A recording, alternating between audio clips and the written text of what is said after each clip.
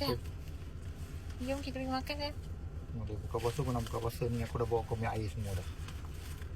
So nanti kau tak payah order air. Kau nak buka kat mana?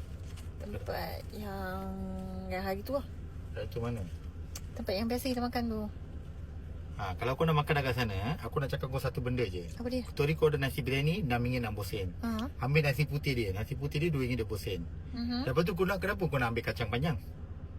Sebab nak sayur sayang. Sayur ambil lah sayur cabbage ke timun ke. Tori aku ambil timun RM1.60. Kacang panjang dia RM1.90. Tak ada kacang pendek ke?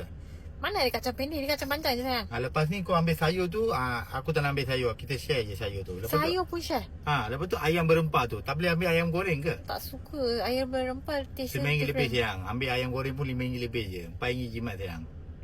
Sayang, kenapa berkira sangat Bukan sayang? berkira sayang. Kedai tu aku dah tahu harga semua. So itulah.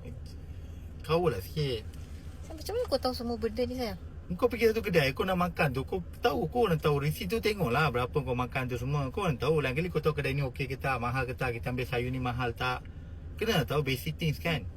Sayang, kenapa lah kau macam ni sayang? Time buka puasa pun kau berkira ni, kenapa Bukan sayang? berkira, aku bercakap benda mahal kurangkanlah makanan je. Makan untuk kenyang je.